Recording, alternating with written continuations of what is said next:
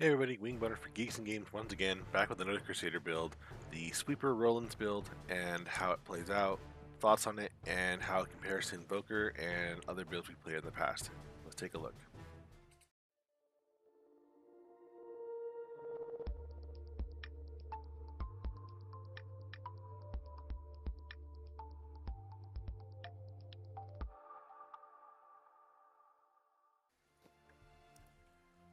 Hey guys, so we're going to take a quick look at the Rollins set, the items that go with it, for not only yourself but for your Templar, and then also additionally maybe some quick switch out one or two pieces if you want to try something a little bit different to boot as well. Cube items, and then also the gems that we go in with it as well. First of all, let's look at the 6-piece set. And of the whole set, we're just going to be using the sweep attack. Shield bash, ignore. So for the 2-piece, reduce the cooldowns of your law and defensive skills by 1 second every time you use sweep attack. Just cooldown reduction, which is great. And the two main skills we'll be using for this, for that cooldown, will be your Law of Valor or any of the other two you choose, and then additionally your Iron Skin. So very easily choose right there. The second part of it is going to be just straight damage increased by 2500% for your sweep attack. The third set bonus, every use of sweep attack that hits an enemy grants you 50% increased attack speed and 15% damage reduction for 8 seconds, stacking up to 5 times. So with the 18-yard overall hit raise of sweep attack for the multi-hitting, that will stack up to full like nothing. Um, Moving over, key things you want to find for this build are going to be on the boots, you want sweep attack. For the gloves, you want the area damage, increase hit chance of crit percent and damage. Shoulders, obviously, you want to get the area damage, hit critical hit chance. Um, and for chest, mainly that percent life, strength, and vitality. And then if you can also get it too over the percent life, you'll want that resist all. But whatever you can find for the best for the time being, you can. This set was built in the course of a few days, so it's not optimized by any means, and there's no augments to this either. For gem wise, really quick, diamond in the helmet, diamond in the chest, and diamond in the pants as well. I'm also trying out Bane of the Powerful. It has been proving very effective as well because in AoE, large mass damage density, it's doing very well. In single targets, not so much, so this extra boost of damage for that little end time for the Rift Guardian or something else does help out quite a bit. And then we're using two standard gems, Bane of the Stricken, and also Bane of the Trapped. So not too bad going off we have there. I am using the Traveler's Pledge combo, Ring and Amulet. This one does not have lightning damage, which is a key thing you want to find for the set. But I am using one from an older set for my Invoker's build. It is very good for durability, just not as much as I would like to add for damage. So I will be changing this in the near future and be more informative on how it works. As for the bracers, you can use this or the strong arm bracers, whatever you see more fit. The ancient Parthon defenders is for that damage reduction, but also the strong arms, if you are in a group with somebody, will be great for the increased damage as well, depending on the situation. If you find yourself going through too tanky, or you need more damage, or if you need more survivability, change as you see fit. Your shield is going to be denial. You want strength, increased hit chance, um, anything for more survivability. Blocking is not really needed, so I will be looking to upgrade this as well. The second key thing is each time you hit an enemy with sweep attack, you increase your next sweep attack by 30 to 40% and stacks 5 times. So you want the higher the better for that. That is a key thing you want to find there. And then for your belt, you want Thunder God's Vigor, mainly because it comes standard with lightning skills increased or deal extra damage. So that is the big plus of having that. Everything else, strength, vitality, resist all, and then also the bonus of the little extra damage it does for its secondary ability is nice, but not necessarily needed. It's more for that lightning skill deal increased damage. Um, Convection of Elements. This ring you can play out with the one in the cube or on your actual person.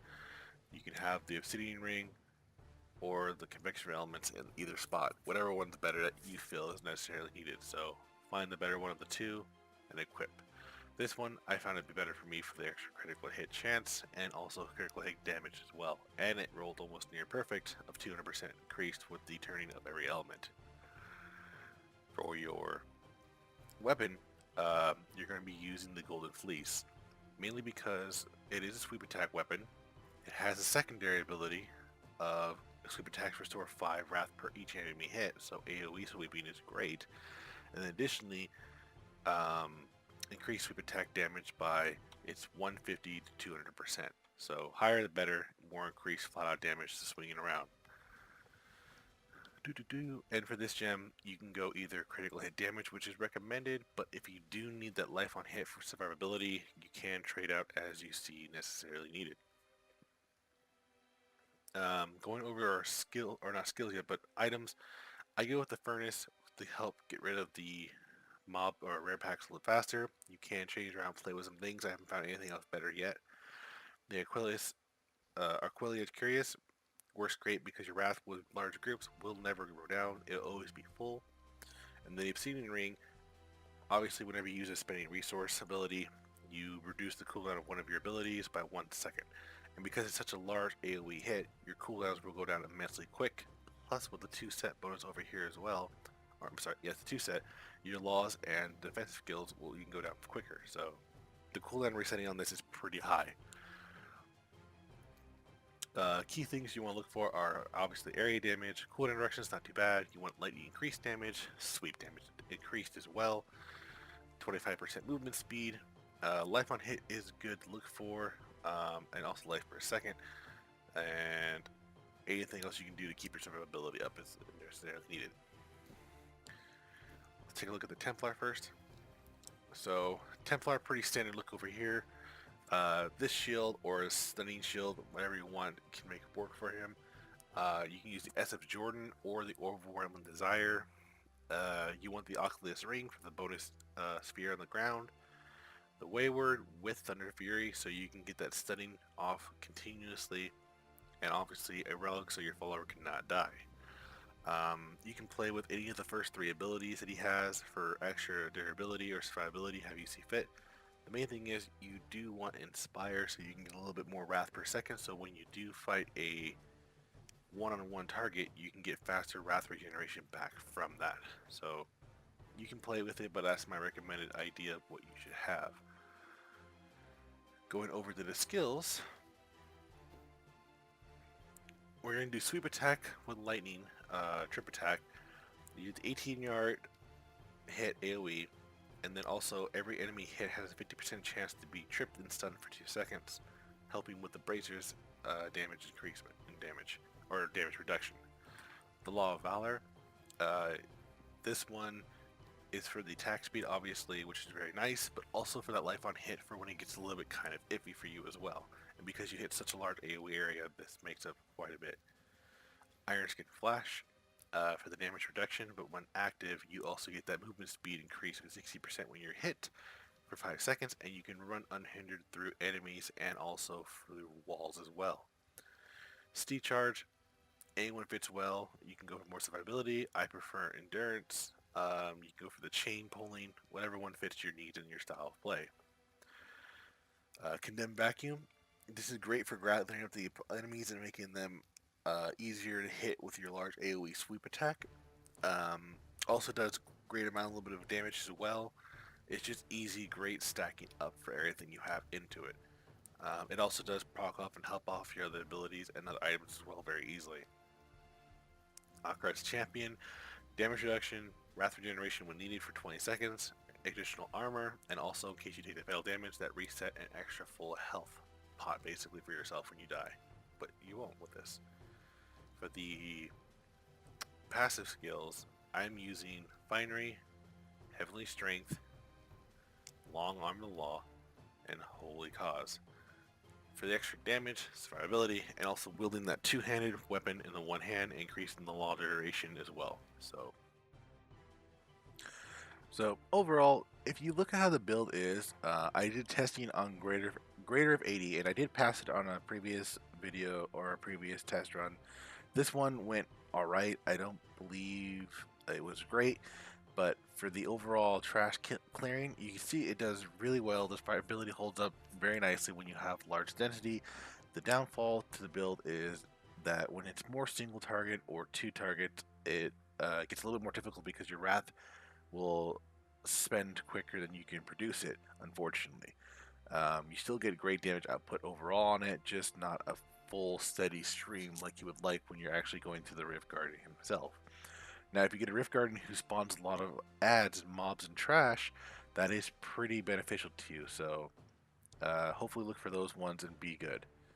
And if I had to describe the overall um, durability of the build, it does have its perks and has its weaknesses. I don't believe that if you compare it to the Akra's Invokers build that we've done in the past, the Invoker build, it does have a substantial weakness to a lot of things overall. But if you compare it to what I've seen and people have talked about and shared with the Hammerdin build, um, they're kind of polar opposites to each other.